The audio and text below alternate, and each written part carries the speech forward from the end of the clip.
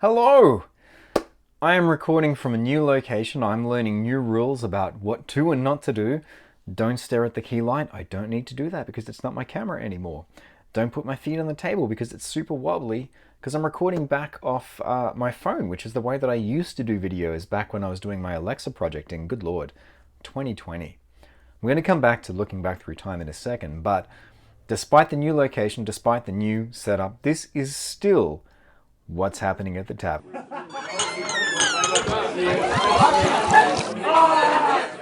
Okay, so what's happening at the moment? Well, in my neck of the woods, there's a lot happening. We've got some domestic changes happening. My partner has moved in, which is bringing me so much joy.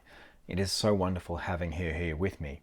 And that's meant that there's been a little bit of shifting around in the space here at home. And that's also meant the acoustics in the room that I used to record these videos in has changed.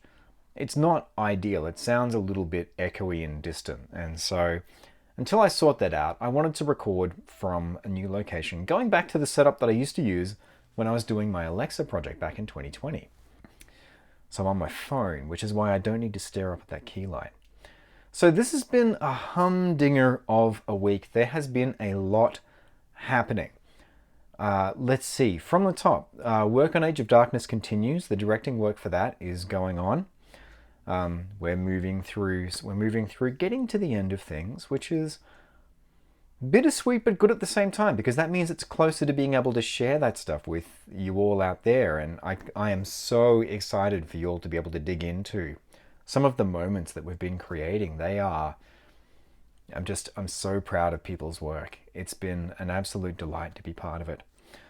I've also got a new version of Daily Boost out, which has been, I don't want to say long overdue, but I've finally managed to squirrel away some time to do some updates to that I've been looking at doing for a while based on some feedback to the skill. And there's an interesting thing there that I think kind of ties into, we'll talk a little bit about Twitch streaming as well. So I got some feedback probably last year sometime based on the Discord bot version of Daily Boost, because it exists both as an Alexa skill and also as a Discord bot as well. And some of the feedback was that some of the messages that were in there were a little bit toxic in terms of their positivity.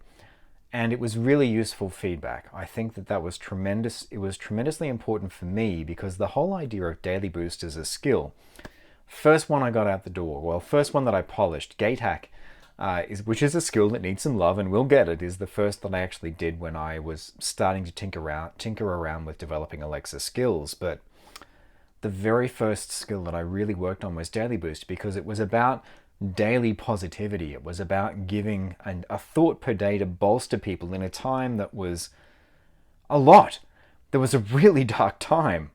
And so if that wasn't doing its job, I wanted to know about that. And so I went back to the drawing board with the skill, refined the really good work that was done by the initial collaborator that I have who worked on it. It was just a few tweaks here and there, because I think everyone can see oftentimes a part of the overall puzzle, but not necessarily the whole thing.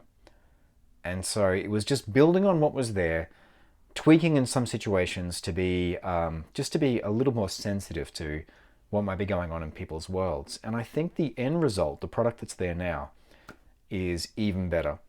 The audio has been dramatically improved as well. It sounds so much better. I'm so proud of what's happened there. I probably just bumped the mic now because I'm wearing the Lavalier mic. I forgot about that. Professionalism, you're gonna love it. But yeah, the sound is so much better. It supports APL now, so it actually puts up some nice pictures when you go for your boost. Let me see. I think that's about it. Work on Tavern Blackjack has started as well. I have had a couple of days that have been really good. I've really enjoyed them, but mentally I've been running around in circles today, mentally, and buzzing. I've gone back and listened to some music that's heavier that I haven't listened to in years, because it's the kind of music I used to listen to when I was doing really heavyweight coding. And that's what I've been doing today and yesterday. It's been really good. It's been basically a lot of remembering a lot of remembering or relearning how to do things. And it's going to sound a little bit like gobbledygook, but stuff like, for example, with an AWS Lambda skill, how can I add a layer to the configuration of that Lambda skill so that it can make use of a particular Python library? What else have I been looking at? I've changed editors over from Atom to using Visual Studio Code. I wish I'd done that earlier. So much better. The experience there is so much better. I've been going back to the drawing board in terms of putting together event handling for Blackjack in order to be able to respond to individual things that happen in the game. So I've been doing all of that. But yeah, basically just pushing out a lot of Python code, refactoring a lot of Python code, and it's been feeling really good. I feel like I'm really moving forward with the next skill in a way where the velocity that I had with Daily Boost is going straight into the next skill, which is fantastic. Let's see. What else has been happening? I think that's about it for what's been happening this week. It doesn't sound like so much when I put it just down there on the table, but yeah, it's been taking up a lot of time. It's been really good to be able to get back to doing my own work. I've felt that it has not suffered, but by necessity, when you're freelancing, you've got to pay the bills, and I'm blessed to work with a tremendous team of people in what I do to pay the bills. But it's I think we're all excited by our own individual projects, the things that we're working on, probably most of all, or maybe it's a complementary thing where they scratch different parts of the brain, get that itch going in. So yeah, that's what's been happening this week, which is, Tessa, I think, overall. Now, our tremendous social media manager is working on today's, if I get this out on Friday, will be today's Flashback Friday, talking about Pamela, which was a game that I super enjoyed working on, working with Frostfire Audio at the time. Chris O'Neill, I'm tremendously blessed to be working with on Age of Darkness. So it's been a wonderful relationship to continue over time. And so for Pamela, now I wish I could share some of these animations with you that I worked off for actually recording the audio. But what I did is I recorded a bunch of efforts and exertions for infected at various stages of infection. It's this wonderful sci-fi universe. The graphics in the game are fantastic, and I was put in mind of it because the Dead Space remake is just about to launch this week, which I'm really excited about, being a Dead Space fan. And another reason why I'm coming back to this is I was promised to do this by our social media manager. She said, just talk about efforts and exertions in the next What's Happening at the Tavern, and so here I am.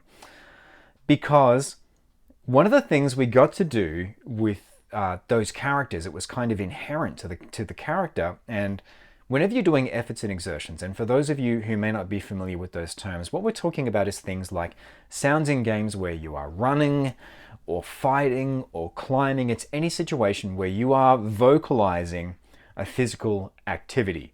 So most often in video games, it will be that you are hitting someone or that you are getting hit, that kind of thing, to various levels of intensity, or swinging swords or stuff like that, which I'm not going to do because I've got a bunch of stuff around me and I don't want to knock anything off the table. But yeah, it's that sort of stuff.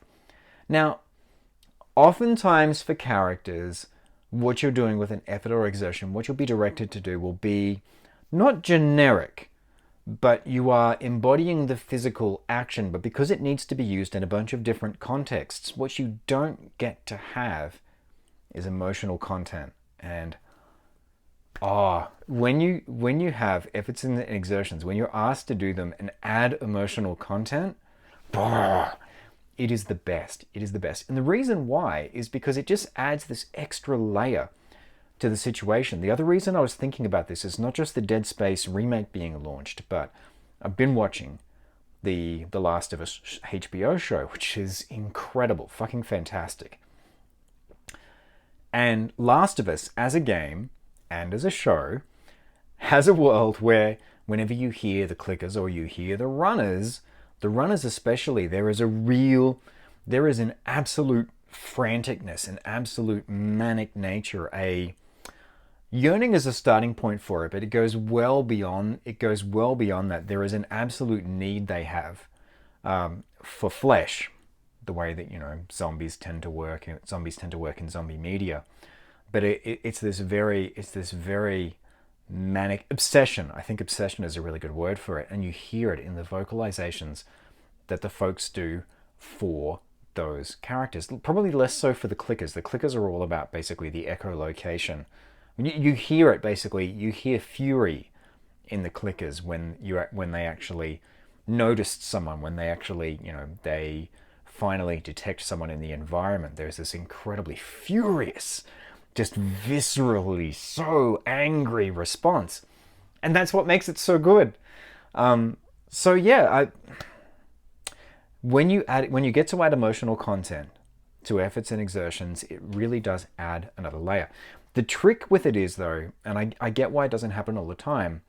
Oftentimes when we're doing this stuff, if you're doing basically like a platforming game, or if you're doing like an open world game where your character can swing swords in different situations, that emotional content may not fit every different situation, and it also needs to be coded for.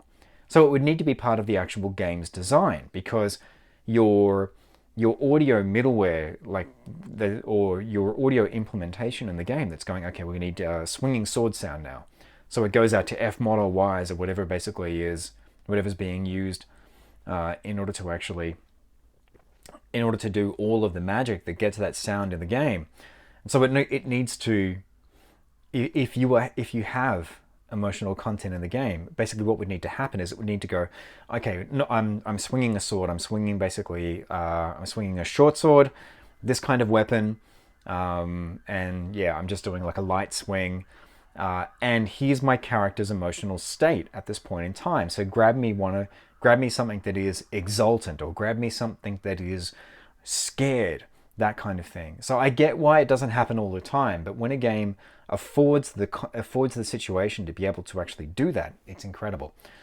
For some of the work that I did with Jess Hutchinson on Dead Static Drive, we had some opportunities to add that for situations basically where we were doing sort of heavy combat swings. We were able to add a little bit of just abject fear because of the nature of the kind of things that you're interacting with or trying to fight in the game. So yeah, so that's what I wanted to talk about. Efforts and exertions in games, always fun.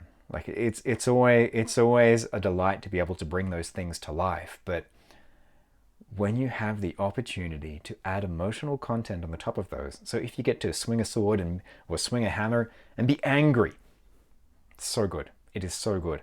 And if you want great examples of that, I definitely recommend playing Last of Us as a game, because every situation that involves combat in that game is very emotionally loaded. It's tense. Combat is never an afterthought in that game. It's never something that happens rote. It's always, oh God, it's happening. God of War is not a bad candidate for that either. Kratos is always angry when he's fighting, and I'm trying to think in terms of definitely any of the fights. I've played through some of God of War Ragnarok before I got kind of knocked out of the game by the difficulty curve, but there are a number of boss fights in that game. Like any time where you're dealing with a character that has dialogue in the actual fight, then oftentimes their efforts and exertions will have an emotional layer to them as well. But yeah, it's so good. So yeah, something to think about. When from a performance perspective, can you add emotional content to an effort or an exertion? Can you run and be scared? Can you run and be triumphant? Can you run and be self-congratulatory? Can you swing a sword and be petrified? Can you swing a sword and be angry? Can you swing a sword and just be... And I've had situations where I've directed folks to do this. It's just, it's the best. Can you swing a sword? Can you swing a sword with defeating something with an absolute just fuck you feeling to it? Like I am triumphant. I am winning. I am exultant. Yeah. So that's what's been happening at the tavern this week. I'm going to try and get back into the habit of making these videos more frequently, assuming everything goes everything goes to plan with this video. We're on 15 minutes now, so I still feel like things were a little bit tighter than last time around, but yeah, we've gotten up there time-wise. So what's been happening this week? There is a new Daily Boost version. There is a link down there with the video where you can go and check out the Daily Boost skill. Tavern Blackjack, keep an eye out. There are things happening with that as well. And work's continuing on Age of Darkness. Tavern of Voices workouts have started back up as well. I'm going to be putting out a little bit more information around those. Putting up some sample, just a few snippets of the kind of things you can expect in those workouts, what they look like on the ground. I'll be putting that online. Oh, and before I forget, the other thing I wanted to talk about is at the start of this year, actually no, time being a tricky thing, last year, which is going to take us into 2 points. Towards the end of last year, I did Tessa Livingston's breath and vocal stamina course, and I cannot recommend it enough. It got rid of some bad habits that had crept in for me during the pandemic because I hadn't been training with vocal coaches regularly because I wasn't able to do face-to-face training. And so some bad habits had crept in that were also to do with my own body image as well, and I was able to correct those. Made a tremendous difference to my work. Now, Tessa is running the breath and vocal stamina course starting in February.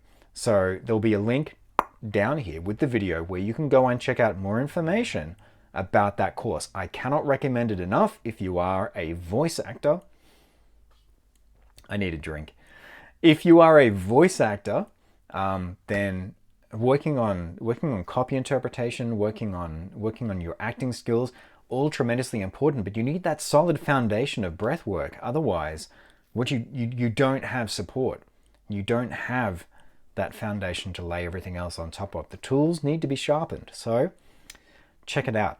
The other thing I was going to talk about very briefly, and then I promise I'll let you go, is when I was looking back over some information to do with developing for Alexa, because even though I haven't had as much time as I would like, I've been doing this since 2020 now, and I went back to 2021 to look for some information because I was trying to find a link to something, a tool that we were given during the Master Builders program in 2021. And I looked at, I don't know if you've ever noticed this, but I tend to find that if I go back through basically my Google Drive and my emails and Evernote at a point in time, I get a really solid idea of what was happening. And I looked at everything that was happening. Sorry, I've just put my foot down. I've just put my foot down on the bench. So you probably wobbled for a little bit there. I went back and had a look at everything that was happening in 2021. And I thought to myself, my God, how was I doing all of that at that point in time? And how had I not gone just off the map? Because the stress and pressure that I was under at that point in time, which is it's not meant to be a sob story for me. The reason why I'm raising this is be kind to yourself as well. If you are looking back over time, if you are thinking about, especially over the last 2 or 3 years, why didn't I get this done? I wish that I had done X or Y better. Sit down for a moment and really think about what was happening over that period of time, because it's been a rough stretch of time for everyone. So I just wanted to leave you with a little thought there to be kind to yourself. Take the opportunity to be kind to yourself if you can when you're looking back over the last few years and maybe what you've achieved doesn't quite match up with your expectations, what you're trying to hold yourself to. Chances are you'll look back and realize, oh, that was a stretch of time. Anyhow, that's it from me. Be safe, be well. I would love to hear how things are going in your world. If we've talked in the past about your voice acting journey, then I would love to know what's happening with you. How's it all going? Drop me a line. You can drop a comment here. You can send an email to contact@tavernofvoices.com. Typically around most of the time on email. Would love to hear from you. Have a wonderful time, and I hope to be talking to you again soon.